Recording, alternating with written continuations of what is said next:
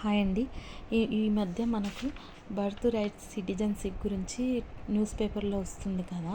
అయితే first of all ఇప్పుడు ఏంది ఈ అమెరికా దీన్ని ప్రవేశపెట్టింది ఎవరు అంటే డొనాల్డ్ ట్రంప్. అయితే ఈయన గురించి తెలుసుకుందాము. ఈ డొనాల్డ్ ట్రంప్ అనేటాయన అమెరికా 47వ అధ్యక్షుడిగా ఎన్నుకోబడిండు. ఎన్నిసార్లు అంటే ఈయన 2 times ఎన్నుకోబడిండు. 4 years తర్వాత మళ్ళీ ఈయన 47 అధ్యక్షుడిగా ఎన్నుకోబడడం జరిగింది.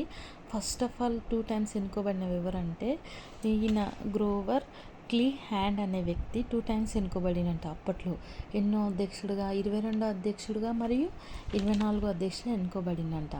22వ అధ్యక్షుడు ఏ ఇయర్ అంటే 1885 నుంచి 1889లో ఎన్నుకోబడిండు. 24వ అధ్యక్షుడు ఎప్పుడంటే 1893 నుంచి 1897లో ఎన్నుకోబడడం జరిగిందంట. అయితే ఇప్పుడు మనం డొనాల్డ్ ట్రంప్ గురించి తెలుసుకుందాం. అయితే ఈ డొనాల్డ్ ట్రంప్ అనే వ్యక్తి 47వ అధ్యక్షుడు ఎన్నుకోబడడం జరిగింది. ఎన్నిసార్లు అంటే 2 times ఎన్నుకోబడడం జరిగింది. అయితే ఈయన జనవరి 2025న ప్రమాణ స్వీకారం చేస్తే కొన్ని ఎగ్జిక్యూటివ్ ఆర్డర్లపై సంతకం చేసిండు. అవి ఏంటో తెలుసుకుందాం. ఫస్ట్ ఆఫ్ ఆల్ ఈయన ఒకటి చెప్పడం జరిగిందండి.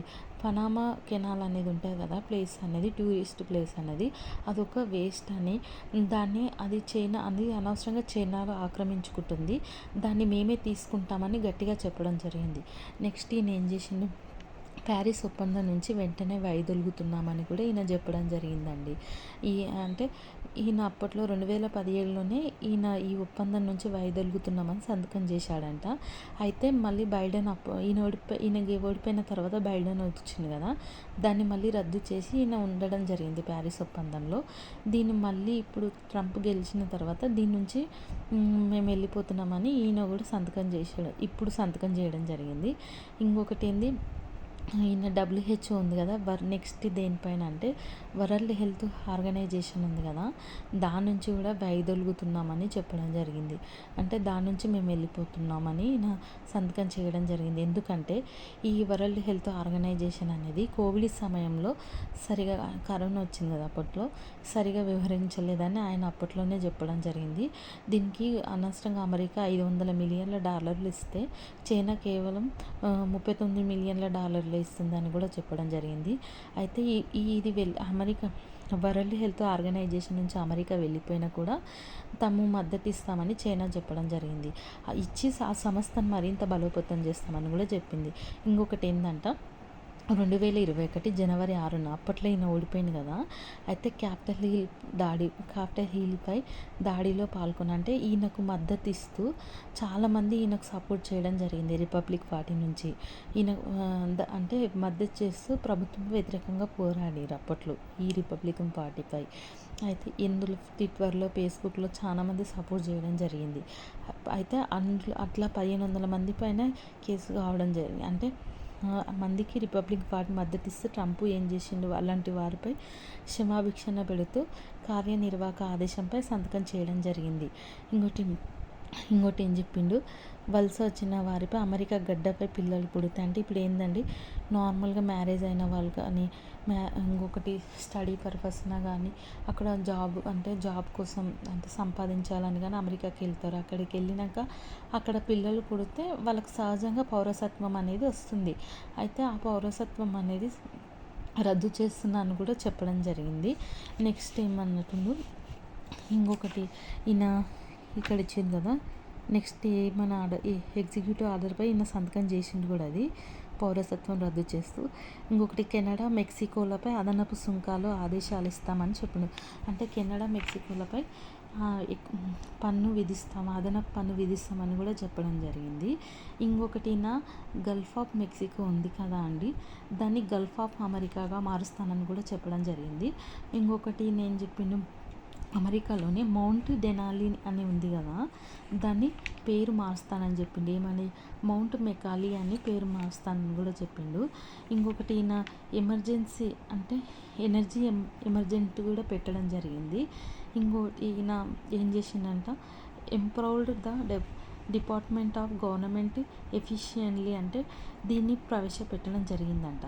దీనికి అధ్యక్షుడు ఎవరంటే ఎలన్ మాస్క్ దీనికి అధ్యక్షత వహించేటట్టు చేస్తాడంట. నెక్స్ట్ దానిపై ఏం చేస్తాడంటే అంటే దాన్ని మరింత బలోపేతం చేయడానికి కూడా ఈయన ఏర్పాటు చేస్తున్నట్టు డాగ్ ఏంది empowered the department of government efficiently అంటే ఇందులో ఇవ్వలేదు, ఆయన చెప్పడం జరిగింది, న్యూస్ పేపర్లో అయితే లేదు. నెక్స్ట్ ఏంది ఈయన ఫెడరల్ ఉద్యోగాల్లో ఉంటాయి కదండి ట్రాన్స్జెండర్స్ది, అయితే అందులో ట్రాన్స్జెండర్స్ మేల్ ఫీమేల్ అని కాకుండా ఓన్లీ టూ సెక్స్ అంటే మేల్ ఫీమేల్ అనేది పెడతానని కూడా చెప్పడం జరిగిందంట. ఇంకోటి ఈయన కేంద్ర ప్రభుత్వ ఉద్యోగులపై నియంత్రణకు సంబంధించిన ఆదేశాలపై కూడా ఈయన సంతకం చేసిండు. దీంతోపాటు ఉద్యోగులు ఇంటి నుంచి పని చేసే విధానాన్ని రద్దు చేస్తానని అంటే ఇంట్లో ఉండే ఇప్పుడు సాఫ్ట్వేర్లు ఇట్లా మామూలుగా ఇంట్లో ఉండి చేస్తారు చూడు అట్లా చేసే వాళ్ళని ఏం చేస్తే నేను రద్దు చేసి వారానికి 5 రోజుల పాటు కార్యాలయాలకు రావాల్సిందంటే అక్కడ ఉన్న పనిచేసే వర్కర్స్ ఉంటారు కదా, వాళ్ళు పని ఖచ్చితంగా రావాల్సిందే, ఇంటికాడ ఉండి పనిచేసే విధానాన్ని రద్దు చేస్తానని చెప్పిండు.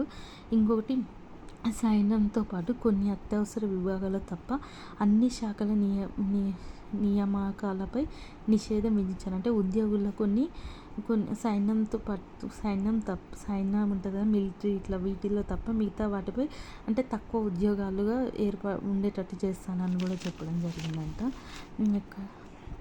తర్వాత వీసా దరఖాస్తుల ప్రక్రియను మరింత కట్టుదిట్టంగా చేసే ఆదేశాలపై ట్రంప్ అంటే వీసా దరఖాస్తులు చేసుకుంటారు కదా వాటిని మరింత అంటే స్ట్రిక్ట్గా దానిపై ఉండేటట్టు ఆదేశాలపై ట్రంప్ సంతకం చేశాడంట. అమెరికాలోకి ఇప్పటికే ప్రవేశించిన వారు స్థానిక పౌరుల పట్ల, సంస్కృతి పట్ల, ప్రభుత్వం పట్ల, సంస్థల పట్ల, సిద్ధాంతాల పట్ల వ్యతిరేకంగా వ్యవహరించకుండా ముందే గుర్తించాలనేది ఈ మొత్తం ఈ ఆదేశాలు అంటే అక్కడున్న వాటినన్నీ గౌరవించేలా ఉండాలనేది ఇప్పుడు ఈయన ఇచ్చిన ఉన్నాయి కదా ఈ ఆదేశాల యొక్క లక్ష్యం అంట. అమెరికా వచ్చిన వారు విదేశాల్లో ఉగ్రవాదులకు సాయం చేయకుండా చూడటం కూడా దీని లక్ష్యం అని ఆయన వివరించాడు. దీంతోపాటు అమెరికాకు వ్యతిరేకంగా వ్యవహరించే దేశాలను గుర్తించి ఆ దేశాల నుంచి ఎవరు రాకుండా కూడా నిషేధిస్తాడని చెప్పడం జరిగింది. ఇవన్నీ ఈయన చెప్పింది కదా అంటే ఈయన మెయిన్ ఉద్దేశం అనేది కూడా చెప్పడం జరిగింది. అంటే అక్కడున్న వాటిని సంస్కృతి సాంప్రదాయాలను అన్నిటిని కూడా ప్రభుత్వం పట్ల అన్నిటిని కూడా గుర్తించి ఉండాలని, ఇంకొకటి అక్కడ ఉన్న వాళ్ళు ఉగ్రవాదులకు వేరే దేశాల నుంచి ఉగ్రవాదులకు సాయం చేసేటట్టు ఉంటే అది కూడా ఉండకుండా ఉండాలని కూడా ఆయన ఇవి ఏర్పాటు చేయడం జరిగింది.